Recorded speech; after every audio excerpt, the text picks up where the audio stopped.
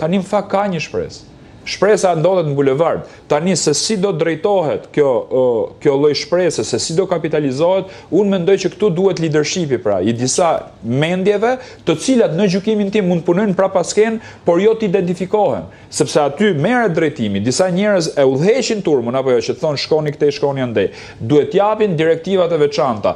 Tek protesta e madhe që ndodhi nga diaspora, nëse ju kujtohet, e pa precedent që u rrethu kryeministria, aty duhet ishin dhënë, se tani nuk po bëjmë as profesorin as moralistin, po duhet ishin dhënë direktiva më të qarta që atë fuqi që kishte ajo protesta dite të merrni maksimumin për saj. Jo thjesht mjaftoheshin me pjesëmarrje.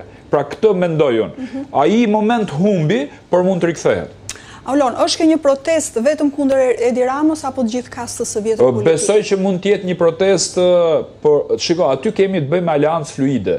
Janë njerëz cilët janë kundër Edi Ramës, janë njerëz që janë kundër opozitës, janë njerëz që janë kundër shumë çështjeve të caktuara për padrejtësitë e veta, ke njerëz të komunitetit LGBTQ, ke njerëz që mbrojnë familjen, siç jam unë, ke njerëz që duan vetëm rrëzimin e Edi Ramës, ke njerëz që i duan të gjithë në burg. Pra, unë mendoj që kjo është fuqia e protestës dhe të tilla protesta i duhen Shqipërisë. Shumë ndodhin në gjithë botën. Ka pak kënaqësi për klasën politike, por si do ta zgjidhësh Bruna? Se këtu ngelin vetëm te dualizmi, te dëshira. Pra, hik ti dhe hik dhe ti. Kjo nuk zgjidhet shumë politikë. A duhet Partia Demokratike të afrohet më shumë me këtë lëvizje apo duhet të bëjë distancë? Unë mendoj që duhet të afrohet dhe ky ka qenë dhe debati im brenda Partisë Demokratike që ditën e parë. Kur ne organizuam protestën për terapinë hormonale, në rast se ju kujtohet, bashkë me pastor Akil Panon, që e bëm qendër, ne diskutuam që... Po, ka qenë në të njëjtën ditë, Po, ka qenë në të njëjtën ditë, sepse atë ditë u njohëm ne me këtë zonjën, çka kishin shkruajtur ta, domethënë zonja Tomnini, si e ka kjo e shëndetësisë, që 14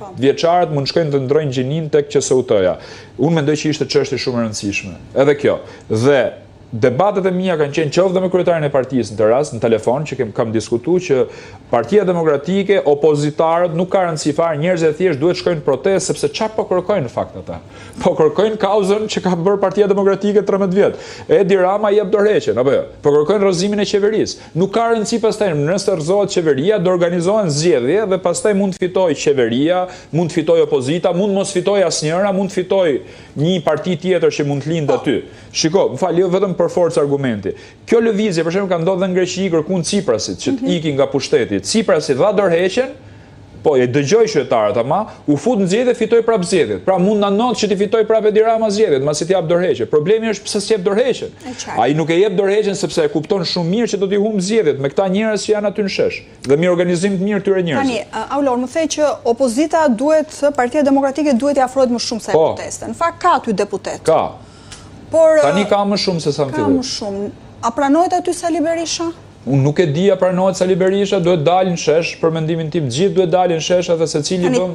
Tani ti aty çdo ditë. Po. Mund të vijë aty zoti Berisha? Patjetër, pse çfarë problemi ka? Berisha është protestues, Berisha është njëri qytetari i Republikës Shqipërisë. Jo, ta kuptoj. Shiko. A pranohet, a do pranohet zoti Berisha? Po aty në protestë ke shumë demokrat, Bruna, ti jemi realist. Domethënë, tani si mendon ti se po e bëjmë kështu si debat? Ka më shumë socialistë në protestë apo ka më shumë demokrat? Pra jemi te PSD-ja, pastaj qytetarë që zvotojnë. Zoti Berisha sepse aty thirret në korr Berisha në burg. Shiko, aty thirren në korr shumë gjëra, për cilat edhe unë nuk jam dakord. Siç është termi për shembull revolucion. Unë jam kundër revolucionit, është term komunar dhe nuk më përket. Pra, po të më pyesësh mua, a je dakord me këtë? Unë nuk jam dakord. Po të më pyesësh, a del në protestë kur bëhet kjo thirrje? Po them, do dal në protestë, patjetër, sepse megjithëse jam kundër këtyre thirrjeve, unë jam për gjë të madhe aty në shesh. Pra, ka qenë një bisedë e famshme midis Churchillit, i cili bëri një marrëveshje në luftën e dytë botërore me Stalinin dhe u prit shumë keq në Angli, tha ke bashkëpunuar me komunizmin. Ti je demokrat, si mund na e bësh këtë gjë? Po tha, kundër nazizmit do bëj aleancë dhe me djallin. Kjo ishte tezë shumë e famshme, kjo që i ka dhënë zgjidhje shumë problematikave tjera të paktën 100 vite politik në botë. Kështu që unë nuk jam dakord për shembull me tezën Shqipëri e re, që thonë ata aty, sepse unë e di kush e ka nxjerrë atë tezë dhe çfarë do të thotë Shqipëri e re sipas konceptit atyre që e kanë nxjerrë.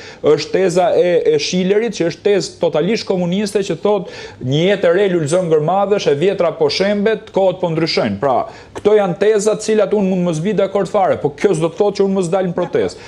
Edhe zoti Berisha me sa diun e ka shprehë që nuk duhet që gjethet të na largojnë nga trungu. Pra, secili ka llogaritë veta, unë kam bërë zgjedhjen time, shkoj në protestë, i kam bërë thirrje të gjithë demokratëve që t'jenë në protestë, sepse protesta faktikisht është kundër qeverisë së Ramës. Ç'ai kërkoni Berishës për shembull, ai është kryetari i opozitës, hik nga kryetari i opozitës. Si mund ndodh kjo për shembull? Sepse kjo ndër të tjera po shihet një protestë kundër establishmentit të vjetër. E kuptoj, po Berisha nuk është në pushtet për shembull. Pra nuk. Po ka qenë. Dakord, pra që ka qenë, janë bë protestat atëherë në kohën e Berishës, mund vinë nesër, mund bëhen prap protesta, një qytetar i përgjegjshëm, siç bën një europian, është që i jep votën X partie dhe të nesërmen i del në opozitë. Që ta heq nga pushtetet, ja jap nesër pushtetin dikujt tjetër. Kështu ndodh. Kurse këtu kemi disa njerëz që votojnë vetëm për një parti politike dhe nuk ndryshojnë mendje. Kërkesa kryesore e kësaj proteste në top listë është dorëheqja e Edi Ramës. Po. Më the që Edi Rama nuk jep dorëheqjen. Nuk e jep sepse është fakt që nuk e jep, domethënë. Kështu që deri ku mund shkojë kjo protestë, çfarë do arri? Kjo është, ata nuk lëvizin nga sheshi. Domethënë, shiko, është një histori e madhe që njerëzit nuk e dinë fuqinë e tyre. Edhe sklevërit nuk e dinë se sa të fuqishëm ishin sepse i mbanin shtypur. Pra imagjinoni pak veten në një dhomë me errësirë, keni vetëm një mushkonjë aty. Fillimisht nuk ka çfarë bën mushkonja. Ajo të nxjin jetën vazhdimisht. Kjo është protesta, fuqia e protestës që po i bëhet te dera e kryeministrit, te dhoma vet, te shtëpia vet në këtë rast. Po flasim për numra të frikshëm, ë? Tani është dobësu pak protesta, unë bi dakord, se unë jam realist, domethënë, kam bërë debate edhe me njerëz tjerë që e mbështesin dhe thonë nuk është dobësu protesta. Ore, ne duhet jemi realist me protestën, është dobësu për shkaqe natyrale, kjo nuk diskutohet fare, janë ditë të verët, po patjetër më tani nuk diskutohet, po nuk jemi dakord dhe me këta që ngrejnë dronat që numrojnë se sa vezë janë aty në protestë, që e bëjnë dronin një orë përpara. Këto televizionet e incineratorëve përgjithsisht e bëjnë këtë, gazetarë që i ka thrit spaku etj. Unë mendoj që është një moment që ne të gjithë duhet ta mbështesim protestën. Ata që janë shqiptarë dhe kanë gjak në fytyrë flas gjithmonë. Duhet ta mbështesin me aq mundësi sa kanë di shumë njerëz që kanë dalë në protestë. Zgjidhja është persistenca, zgjidhja është masiviteti. Pra fuqia më e madhe e protestës është masiviteti. Organizim, duhet organizim dhe shtrirje e protestës nëpër qytete të tjera. Ka një mundësi tani për këto bashki, të cilat janë të pakënaqura, liderët protestës duhet vendosin komunikim me këtë.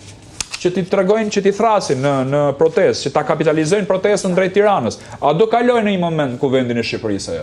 Po aty s'do ketë kuvend normal, kur të kalojë ajo reformë. Kur gjithë qytetarët e këtyre bashkive dhe bashkive tjera për solidaritet do dalin do rrethojnë parlamentin. Kështu zgjidhet Bruna, nuk ka rrugë tjetër. Ose të marrim kallashin, edhe të luftojmë pastaj, po kjo është parapolitik, nuk ka të bëjë me politikë. Olon, faleminderit shumë për bisedën. Faleminderit.